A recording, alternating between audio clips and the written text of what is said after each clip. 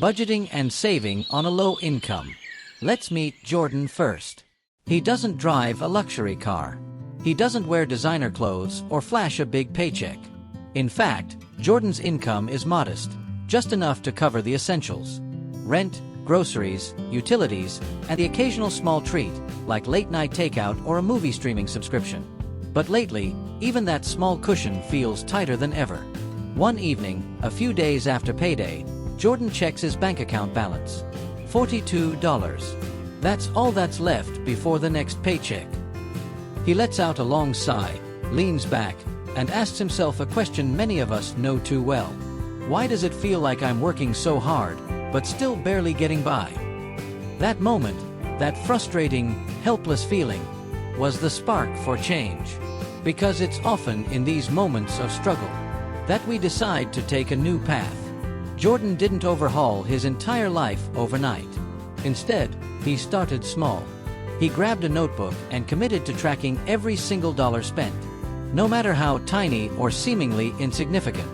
$4.25, morning coffee. $9.99, monthly subscription. $23, Uber to work. $11, snacks and soda during lunch break. For the first week, it felt tedious, even frustrating. But by week 2, patterns began to emerge. Jordan realized he wasn't careless with money. He was just unaware of exactly where it was going.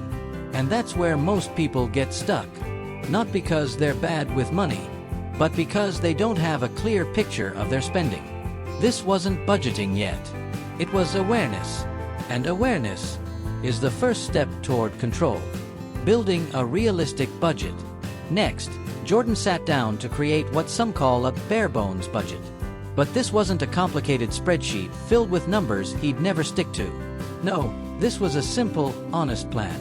Jordan divided his spending into 3 categories: needs, rent, utilities, groceries, the essentials; wants, takeout meals, streaming services, that second cup of coffee; savings, even if it was just a little, putting something aside for the future. He realized something important. If he cut just one Uber ride and one takeout meal each week, he could save an extra $40 to $50 a month. That might not sound like a fortune, but for Jordan, it was a lifeline. This wasn't about punishing himself or feeling deprived.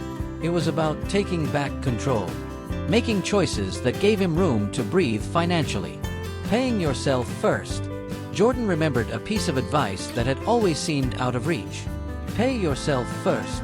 It sounded good in theory, but it felt impossible in practice. How can you save money when you barely have enough to cover bills? Jordan decided to start tiny. He set up an automatic transfer to move just $2 a day into a separate savings account every single morning. It was a small amount, almost symbolic. But after 1 month, Jordan had $60 saved. After 1 year, over $700, all from those small, consistent transfers. The lesson: it's not about how much you save, it's about the habit. Smarter cuts without losing joy. Jordan didn't want to give up everything he enjoyed. Instead, he found smarter ways to cut costs without sacrificing happiness. He watched free cooking tutorials online instead of ordering expensive meal kits. He got a $5 library card instead of buying new books. He started biking to work twice a week, saving money on gas and ride shares. And he switched to a family group phone plan, cutting his bill in half. These changes weren't about deprivation. They were about living intentionally, cutting waste, saving money, and still enjoying life.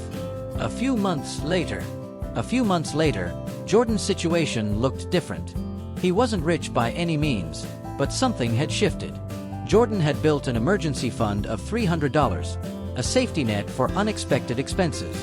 He no longer felt that sinking feeling every time he checked his bank balance. And most importantly, Jordan felt in control. Budgeting isn't about punishment or restriction. It's about intention. Saving isn't just for the wealthy. It's for anyone ready to start, no matter how much they make. Jordan's story isn't special. It's practical. It's achievable. And it can start right now, with one decision: to take control. If Jordan's journey inspired you, share this with someone who needs it. And for more real, practical tips on managing your money, subscribe and join the community. Because building financial freedom, one step at a time, is something we all deserve.